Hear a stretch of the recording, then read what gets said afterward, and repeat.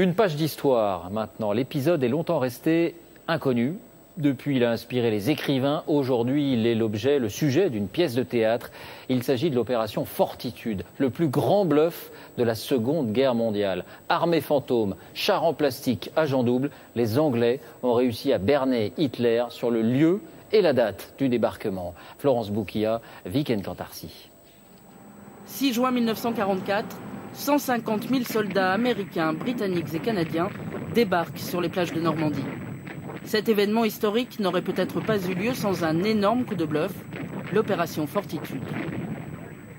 Fortitude est une opération inventée par les services secrets britanniques qui est sous l'autorité directe de Winston Churchill et qui va consister à intoxiquer l'armée allemande et lui faire croire que les Alliés vont débarquer dans le Pas-de-Calais. Voici comment le plan machiavélique de Fortitude va tromper les nazis. Juste en face du Pas-de-Calais, sur la côte anglaise, les Britanniques installent le général américain Patton, la bête noire des Allemands.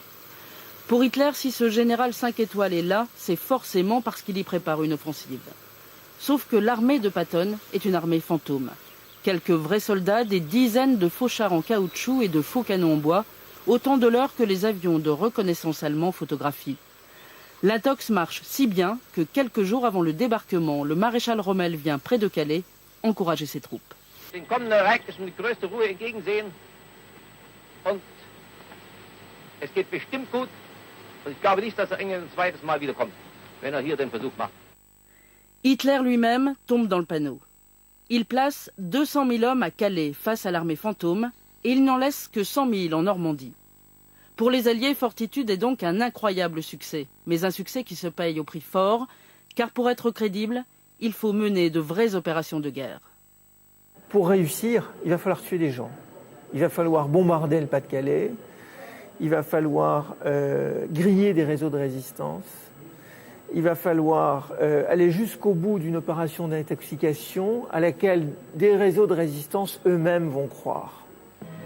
Le sang français coule à nouveau dans nos départements du Nord. Cette fois encore, l'aviation anglo-américaine visait... Combien de résistants sacrifiés, combien de civils bombardés, mystère. Et c'est peut-être pour garder ces chiffres secrets que pendant de très longues années, personne n'a parlé de l'opération Fortitude. So I remember we had a dinner a few days after, wasn't very long after D-Day in Normandy, and we were enjoined never to discuss this for the rest of our lives. Never. Fortitude a été l'opération la plus surprenante lancée par les Alliés. 300 personnes seulement étaient dans la confidence. 70 ans plus tard, les historiens sont encore loin d'en connaître tous les secrets.